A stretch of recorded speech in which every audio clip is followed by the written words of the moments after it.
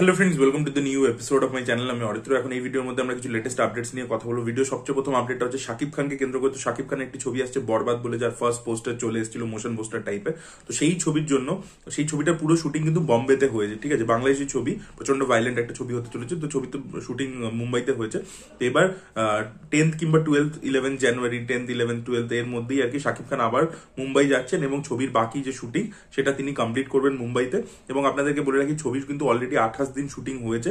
এর পরবর্তীতে আরো কিছুদিন শুট কিন্তু করা হবে। তো দেখা যাক বরবাদ ছবিটা কিরকম হয় এবং পোস্টারটা আমাদেরকে যেরকম প্রমিস করছে প্রচন্ড ভাইলেন্স, সেটা কিরকম ভাবে প্রোভাইড করতে পারে।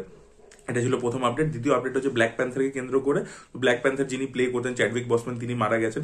তার পরবর্তীতে এখন নাকি মার্ভেল ডিসাইড করছে যে অন্য কোনো অ্যাক্টরকে তার এই রোলটাতে কাস্ট করা হবে। এর মাঝে মানে ওয়াকান্ডা রিলেটেড যা কন্টেন্ট ছিল সেখানে ব্ল্যাক প্যান্থার কোথাও কি এটা মিসিং ছিল। তো দেখা যাক এবার নতুন অ্যাক্টর কাকে আনা হয়, কাকে কাস্ট করা হয় এবং তাকে দর্শক অ্যাকসেপ্ট করে কিনা, সেটা একটা দেখবার মতো বিষয় হবে। ভিডিও তৃতীয় আপডেটটা হচ্ছে ফতেহ বলে ছবিটাকে কেন্দ্র করে, যে ছবিটা ডিরেক্ট করছেন সোনু সুদ। তো এই ছবিটার প্রথম দিনকে 99 টাকার টিকিট থাকবে, ইয়েস 99 এর টিকিট থাকবে মাত্র। এবং যে প্রফিটটা হবে, ছবিটা যে প্রফিট করবে, সেই প্রফিট থেকে একটা ভাগ কিন্তু দিয়ে তিনি সাধারণ মানুষের হেল্প করবেন, এটাই সোনু সুদ জানিয়েছেন। এবং সোনু সুদ আপনারা প্রত্যেকেই জানেন, লকডাউনের সময় প্রচুর সাধারণ মানুষের হেল্প করেছেন, তাদেরকে বাড়ি পৌঁছে দেওয়া ইত্যাদি করা আমরা জানি, সোশ্যাল মিডিয়াতে দেখতে পেয়েছি। তো সোনু সুদ যখন এটা প্রমিস করেছেন, তিনি করে দেখাবেন আশা করব। এবং ফতেহ কিন্তু মানে এটা জাস্ট পাবলিসিটি গিমিক নয়, ফতেহের ট্রেলারও কিন্তু যথেষ্ট প্রমিসিং এবং অ্যাকশনটা কিন্তু খুবই দুর্দান্ত লাগছে। তো আমি ছবিটা দেখার জন্য মুখিয়ে আছি। দেখা যাক ছবিটা কিরকম হয় এবং ছবিটা ব্যবসা সফল হতে পারে কিনা। আপনাদের কি মতামত অবশ্যই জানাবেন।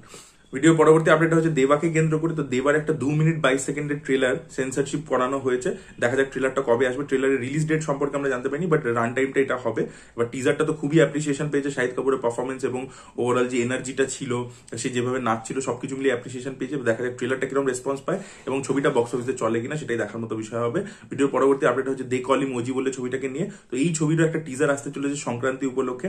1 মিনিট 36 সেকেন্ডের একটা টিজার সেন্সরশিপ করানো হয়েছে। এবং আপনারা জানেন যে এই শুক্রবার এবং তারপরে সানডে, এই দুটো দিনকে কিন্তু অনেকগুলো ছবি রিলিজ হচ্ছে তেলেগু বক্স অফিসে। গেম চেঞ্জার রয়েছে, তার সাথে বালাকৃষ্ণের ছবি রয়েছে, তারপরে আমাদের ভেঙ্কটেশের ছবি রয়েছে। তো এই ছবিগুলোর সাথে মাইট বি হয়তো দে কল হিম ওজি টিজারটা অ্যাটাচ থাকবে ওখানকার হলে, কারণ ওটা ওই বেল্টে আর কি। এবং ওই ছবিটা পবন কল্যাণ যেহেতু অনেকদিন ছবি করেনি, তো লোকের কিন্তু ওখানকার যে অডিয়েন্সের, তারা কিন্তু ওয়েট করে আছে ছবিটার জন্য, অ্যান্টিসিপেশন প্রচুর আছে। তো দেখা যাক টিজারটা কিরকম হয়। ভিডিওর পরবর্তী আপডেটটা হচ্ছে শক্তিশালিনী বলে ছবিটাকে কেন্দ্র করে, যে ছবিটা প্রডিউস করছে ম্যাডক ফিল্মস। তো এই ছবির মধ্যে আমরা লিড চরিত্রে দেখতে পাবো যে কিয়ারা আডবাণীকে। ছবিটা ডিরেক্ট করবেন অজিত পাল সিং।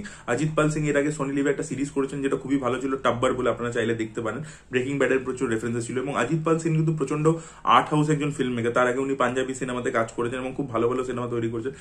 সে একটা কমার্শিয়াল ছবি কিভাবে ডিরেক্ট করে, সেটাই দেখার মতো বিষয় হবে। এবং ম্যাডক ফিল্মস কিন্তু এরকম যে একটা ডিরেক্টরকে নিয়ে আসছে, এটাও কিন্তু মার্ভেলের স্ট্র্যাটেজি। দেখুন, মার্ভেলও কিন্তু এরকমই করে থাকে, যে কোনো আর্ট হাউস ফিল্ম মেকারকে নিয়ে আসে, তাকে দিয়ে একটা বড় ছবি বানাতে দেয়। কোনো ড্রামা বেসড ফিল্ম মেকারকে নিয়ে আসে, তাকে দিয়ে কোনো ছবি বানাতে দেয়। যেমন শ্যাংচি যে ছবিটা ছিল, তার যে ডিরেক্টর, তার আগে একটা লিগাল ড্রামা বানিয়েছিল। তো সেম ভাবে আর কি সেই স্ট্র্যাটেজিটাই কোথাও গিয়ে দীনেশ বিজান ফলো করছে। তো দেখা যাক আউটপুট কিরকম হয়। এপ্রিল মাস থেকে ছবি শুটিং শুরু হয়ে যাবে। কিয়ারা আডবাণীকে আমরা দেখতে পাবো লিড চরিত্রে এবং ডিসেম্বর মাসে ছবিটা রিলিজ করবে। দেখা যাক ছবিটা কিরকম বক্স অফিসে পারফর্ম করে। ভিডিওর পরবর্তী আপডেট হচ্ছে কার্তিক আরিয়ানকে কেন্দ্র করে। তো কার্তিক আরিয়ান একটা ছবি করছে, মে তেরা তু মেরি মে তেরা, কি একটা নাম, এরকম বিশাল বড় নাম। এই ছবিটা প্রডিউস করছে করণ জোহর। তো এই ছবির জন্য অ্যাকচুয়ালি আমি মজা করে বললাম আর কি। অ্যাকচুয়ালি ছবিটার নাম হচ্ছে তু মেরি মে তেরা তু মেরি, এরকম আর কি নাম। আমি বেশ মজা করে করছিলাম। অনেকে আবার কার্তিক আরিয়ানের ফ্যান আছে যারা রেগে যাবে। তো এই ছবিটা করণ জোহর প্রডিউস করছে। তো এই ছবির মধ্যে আমরা কার্তিক আরিয়ানের অপোজিটে ইদার শারবারি বাগ বা অনন্যা পান্ডে, এদের দুজনের মধ্যে একজনকে দেখতে পাবো। এখন এদের দুজনকেই কনসিডার করছে ধর্মা প্রোডাকশন। এবং আপনাদেরকে এটাও বলে রাখি যে অনন্যা পান্ডের সাথে তো অলরেডি কার্তিক আরিয়ান ছবি করেছে। আমি চাইবো পার্সোনালি যে শারবারি বাগের সাথে কার্তিক আরিয়ানের জুটিটা দেখতে, সেটা কিরকম হয়। এবং অলরেডি আশিকি 3-তে আমরা শুনতে পাচ্ছি যে প্রভাসের অপোজিটে ফজি ছবির যে হিরোইন আছে, যে একজন সোশ্যাল মিডিয়া ক্রিয়েটার, তাকে নাকি আমরা কার্তিক আরিয়ানের অপোজিটে আশিকি 3 ছবিটার মধ্যে দেখতে পাবো, যেটা মাইট বি টাইটেল হয়তো আশিকি 3 থেকে চেঞ্জ হয়ে যাবে। অনুরাগ বাসুর সাথে যে রোমান্টিক মিউজিক্যাল ছবিটা সে করছে। তো দেখা যাক এই ফ্রেশ পেয়ারিং গুলো যদি কার্তিকের সাথে হয়, তাহলে সেটা কতটা দর্শক অ্যাকসেপ্ট করে, সেটাই দেখার মতো বিষয়। ভিডিওর পরবর্তী আপডেটটা হচ্ছে নীরজ পান্ডেকে কেন্দ্র করে। তো নীরজ পান্ডে ইন্ডিয়ান ইন্টেলিজেন্স নিয়ে আরো একটি ছবি বানাতে চলেছেন, যেটা ডাইরেক্টলি নেটফ্লিক্সে রিলিজ করবে 2026 সালে এবং 2025 থেকেই কাজ শুরু হয়ে যাবে। ইন্টারেস্টিং ব্যাপার হচ্ছে এই সিরিজের মানে সিনেমার কাস্টিংটা অসাধারণ। এখানে মনোজ বাজপেয়ী এবং কে মেনন, যারা দুজনেই নীরজ পান্ডের সাথে একটা টাইমে কাজ করেছেন, তো তাদের দুজনকে আমরা একসাথে এই ছবির মধ্যে দেখতে পাবো। তো দেখা যাক দুজনের পারফরমেন্স কিরকম হয়। দুজনেই অসাধারণ অ্যাক্টর এবং দুজনের মানে একটা ভার্সেস থাকলে আর কি সেটা দেখতে আরো বেশি মজা লাগবে। ভিডিও পরবর্তী আপডেটটা হচ্ছে ওয়ার 2 ভার্সেস সানি দেওলের লাহোর 1947 ভার্সেস লোকেশ কানাগরাজের কুলি। ইয়েস, অ্যাকচুয়ালি সবাই ইন্ডিপেন্ডেন্স ডে যে উইকেন্ডটা সেটাকেই টার্গেট করছে, কারণ ওই সময় একটা লম্বা ছুটি থাকে এবং ওই সময় হিন্দি ছবি কিন্তু ভালো পারফর্ম করে। তো লাহোর 1947 ওইটা ওই সময় রিলিজ করবে, ওয়ার 2 তো ওটা রিলিজ করছে ওই সময়। তো এইদের দুজনের ক্ল্যাশ তো হবে, এই দুটো বড় হিন্দি ছবি এবং বড় স্টার কাস্ট রয়েছে, এবং ওয়ার 2 এর কিন্তু যেহেতু জুনিয়র এনটিআর রয়েছে, তেলেগু বিল্ড থেকে একটা বড় সড়ো কালেকশন হবে।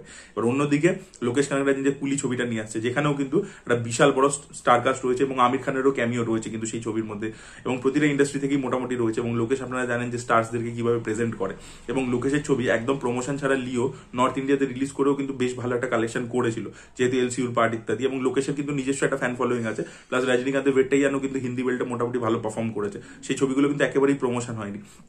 তো সেখানে লোকেশ কানাগরাজ যে কুলি, এই ছবিটা কিন্তু একটা হাইপ থাকবে, তো সেটাও কিন্তু একটা মানে কালেকশন আর কি নর্থ থেকে একটা সামান্য কমাবে। তো ওয়ার 2 যে কালেকশনটা করতে পারতো, সেটা একটা তো লাহোর 1947 এর জন্য যথেষ্ট এফেক্ট করবে, কারণ গাদার 2 এর পরবর্তী ছবিটা এটা আসছে। মাইট বি হয়তো জাট হয়তো আগে রিলিজ করে যাবে, আমি জানি না, আমার মনে হয় হ্যাঁ জাট আগে রিলিজ করে যাবে। কিন্তু এই ছবিটা যেহেতু আমির খান, সানি দেওল এবং রাজকুমার সন্তোষীর কোলাবোরেশন, তাহলে ডেফিনেটলি, এবং আমির খান যেভাবে প্রমোট করবে, ছবিটা কিন্তু একটা ডিসেন্ট লেভেল অফ হাইপ থাকবে। হয়তো ওয়ার 2 এর মতো বিজনেস করবে না, কিন্তু তাও ওয়ার 2 এর থেকে একটা বিজনেস কিন্তু চাঙ্ক খেয়ে নেবে। তো এই তিনটে বড় ছবিটা আর কি ক্ল্যাশ আমরা ইন্ডিপেন্ডেন্স ডে উপলক্ষে মানে 15 অগস্ট 2025 সালে দেখতে পেতে চলেছি। তো আপনাদের এই বক্তব্য মানে কি, এই ক্লাসটা নিয়ে কি বক্তব্য, কোনটা পিছিয়ে যেতে পারে? আবার এটাও হতে পারে যেহেতু কুলির মধ্যে আমির খান রয়েছে এবং লাহোর রিলিজ করছে, সেটা আমির খানেরই প্রোডাকশন, তো সে মাইট বি কথাবার্তা বলে হয়তো রিলিজ ডেট আগিয়ে পিছিয়ে নিতে পারে, তো সেটাও হতে পারে, দেখা যাক সেটা কি হয়। কুলি কিন্তু প্রথমে মে মাস টার্গেট করেছিল, যেহেতু রেট্রো ছবিটা মে মাসে আসছে, তাই জন্য কুলি কিন্তু এবার ইন্ডিপেন্ডেন্স ডে টার্গেট করছে। দেখা যাক এবার কুলির রিলিজ ডেটে হেরফের হয় কিনা, সেটা দেখার মতো বিষয় হবে। ভিডিওর পরবর্তী আপডেটটা হচ্ছে শ্রদ্ধা কাপুর এবং আদিত্য রয় কাপুরকে নিয়ে। ইয়েস, এদের দুজনে যে পেয়ারটা সেটা দর্শক প্রচন্ড পছন্দ করে। আশিকি 2 তো সুপারহিট ছবি ছিল, ব্লকবাস্টার ছবি ছিল অ্যাকচুয়ালি। তারপরে তাদেরকে ওকে জানু ছবিতে আমরা একসাথে দেখতে পেয়েছিলাম, যে ছবিটা সেভাবে চলেনি, বাট পরবর্তীতে সোশ্যাল মিডিয়াতে প্রচন্ড ভাইরাল হয়ে যায় এবং এদের জুটিটাকে লোকে দেখতে চায়, এবং তাই জন্য দেখবেন মানে রোজ দিন ইনস্টাগ্রামে রিলস ইত্যাদি হতেই থাকে। তো ফাইনালি এই জুটিটাকে আমরা অন স্ক্রিন দেখতে পেতে চলেছি। মোহিত সুরিরই একটা ছবি, যিনি আশিকি 2 এর ডিরেক্টর ছিল এবং প্রচুর ভালো ভালো ছবি করেছেন। তো তিনি একটা ছবি বানাতে চলেছেন, যেখানে আমরা আবার শ্রদ্ধা কাপুর এবং আদিত্য রয় কাপুরকে একসাথে দেখতে পাবো। তো দেখা যাক ছবির জনরা কি হয়, রোমান্টিক ছবি হয় নাকি অন্য কোনো জনরার ছবি হয়, সেটাই দেখার মতো বিষয় হবে। এবং এই ছবিটা আপনাদের কি মনে হয়, বক্স অফিসে কি পারফর্ম করবে, অবশ্যই কমেন্টে জানাবেন। ভিডিওর পরবর্তী আপডেটটা হচ্ছে বিক্রান্ত মাসের সাবরমতি রিপোর্ট বলে ছবিটাকে কেন্দ্র করে। এই ছবিটা 11 জানুয়ারি থেকে Z5 এ স্ট্রিম করবে। তো আপনারা যারা ছবিটা দেখেননি চাইলে দেখতে পারেন, ছবিটা খুব একটা ভালো ছবি ছিল না। আর ভিডিও পরবর্তী আপডেট হচ্ছে রেট্রো বলে ছবিটাকে, তো রেট্রোর official release date makers announce করে দিয়েছে, 1 মে তে এই ছবিটা রিলিজ করতে চলেছে। দেখা যায় লাস্টে কথা বলবো হচ্ছে আমাদের যে ছবিটা আসছে স্কাই ফোর্স বলে অক্ষয় কুমারের, তো সেই ছবির যে একটা গান মাই বলে, সেটা বিপ্রাগ গেয়েছে, সেটা কালকে রিলিজ করে গেছে এবং গানটা কিন্তু অপূর্ব হয়েছে। বিপ্রাগ এর আগে অক্ষয় কুমারের একটা ছবি কেসারিতে একটা গান গেছিল তেরি মিট্টি, যেটা দুর্দান্ত হয়েছিল। তার পরবর্তীতে এই গানটাও কিন্তু ততটাই ইমোশনাল, এবং মানে বর্ডার সিনেমাতে যেরকম সন্দেশে আতে হ্যায় ওই যে গানটা ছিল, সেটার যে ইম্প্যাক্টটা বা তেরি মিট্টির যে ইম্প্যাক্টটা ছিল কেসারিতে, সেই ইম্প্যাক্টটা কিন্তু কোথাও এই গানটা ছাড়তে পারে, ইমোশনাল ইম্প্যাক্টটা। গানটা খুবই ভালো হয়েছে এবং তার সাথে যে ভিজুয়ালস গুলো দেখতে পাচ্ছি আমরা, যে ছবিটার মধ্যে প্রচন্ড ইমোশনাল কোয়েশ্চেনটা থাকতে চলেছে, সেটা কিন্তু আমরা বুঝতে পারছি। দেখা যাক ছবিটা ফাইটারের সাথে অনেক রিজেম্বলেন্স আছে বলে খুব একটা ভালো রেসপন্স পাইনি ট্রেলারটা, দেখা যাক ছবিটা কিরকম পারফর্ম করে, বাট ছবিটার মধ্যে ইমোশন থাকতে চলেছে এবং এই গানটা কিন্তু স্পেশালি খুবই ভালো হয়েছে। আপনাদের কেমন লেগেছে গানটা অবশ্যই কমেন্টে জানাবেন। এই ভিডিওটা ভালো লেগে থাকলে লাইক করুন, শেয়ার করুন, চ্যানেলকে সাবস্ক্রাইব করতে ভুলবেন না। বাই।